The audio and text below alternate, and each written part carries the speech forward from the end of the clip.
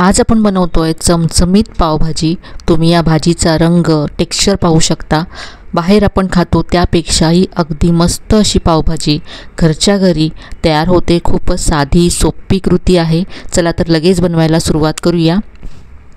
सगळ्यात आधी इथे कुकरमध्ये मी भाज्या शिजत घालते। तर एक मोठी वाटी भरून फ्लावर घेतलाय, एक शिमला मिरची घेतली, एक गाजर घातलाय, याबरोबरच एक मोठ्या आकाराचा बटाटा इथे सोलून तुकडे करून घातला। अर्धी वाटी यामध्ये मटार घातलाय आणि 1.5 ते 2 वाट्या पाणी घालायचं। झाकण लावून आता 3 शिट्या काढून घ्यायच्या आहेत। 3 शिट्या झाल्यानंतर कुकर थंड झालाय। इथे पाहू शकता सगळ्या भाज्या छान शिजल्यात। आता या आपल्याला मॅश करून घ्यायच्या आहेत।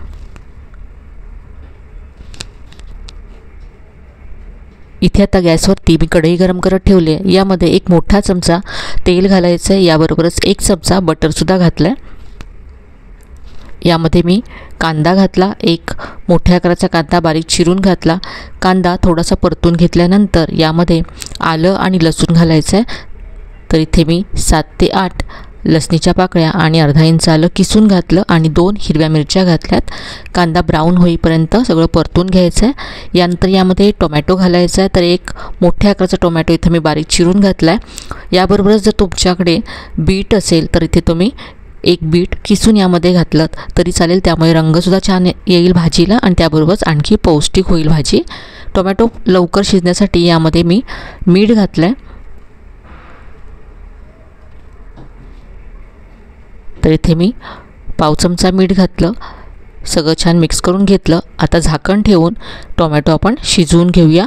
2 ते 3 मिनटं मी हे झाकून शिजवून घेतलं। टोमॅटो छान असा सॉफ्ट झाला आहे।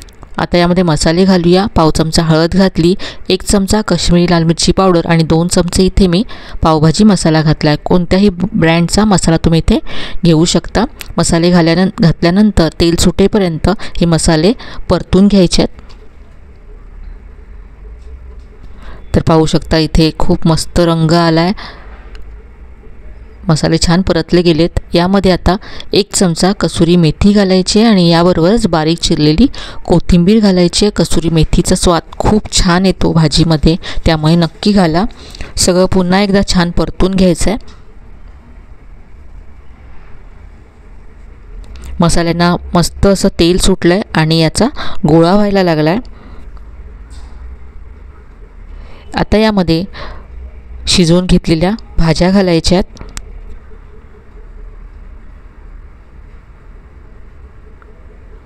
आणि यानंतर आता सगळं छान असं मिक्स करून घ्यायचं आहे। तर यामध्ये अजूनही अख्ख्या भाज्या मला दिसत आहेत, तर मी हे मॅश करून घेते।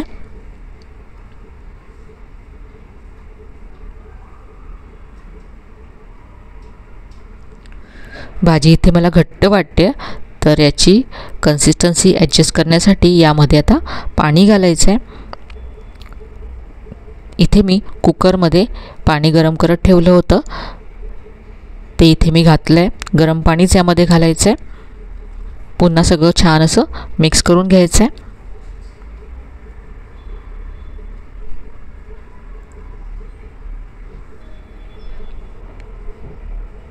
यामध्ये मी आता मीठ घालते। आधी मी थोडंसं मीठ घातलं होतं, आता मी चव बघून यामध्ये आणखी थोडंसं मीठ घातलं आहे। झाकण ठेवून आता ही भाजी आपल्याला 7 ते 8 मिनटं शिजवून घ्यायची आहे। तर इथे पहा 8 मिनटं झाले आहेत आणि आपली भाजी तयार झाली आहे।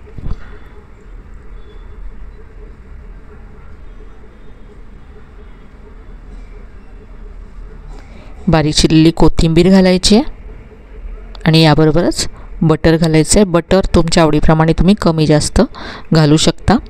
आणि आता यावरती गॅस बंद करायचा आहे आणि झाकण ठेवायचं आहे। असंच 2 मिनटं आपण हे भाजी झाकून ठेवूया। पहा इथे 2 मिनटानंतर भाजीचा रंग तुम्ही पाहू शकता। अगदी मस्त अशी पावभाजी तयार झाली आहे।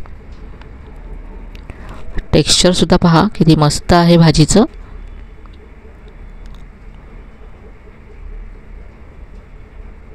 तर अगदी मस्त परफेक्ट अशी पावभाजी तयार झाली आहे. आता आपण पाव भाजून घेऊया. तर इथे मी गॅसवरती तवा गरम करत ठेवला आहे. यावरती बटर घालायचं आहे.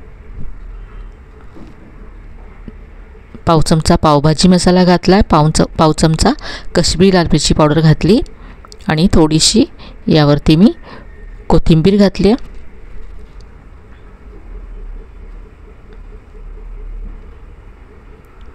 पाव आता यावरती असे परतून घ्यायचे आहेत.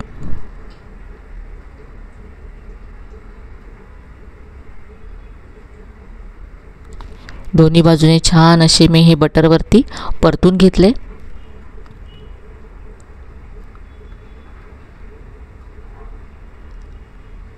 आता आपण पावभाजी सर्व करूया.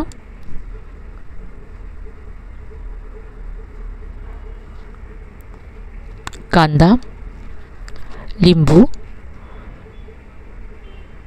मस्त गरमागरम पाव आणि याबरोबर आपली ही चमचमीत भाजी.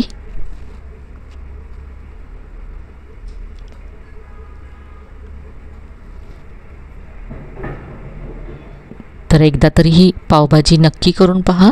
रेसिपी कशी वाटली कमेंटमध्ये कळवायला विसरू नका. रेसिपी आवडली असेल तर व्हिडिओला लाईक करा, शेअर करा.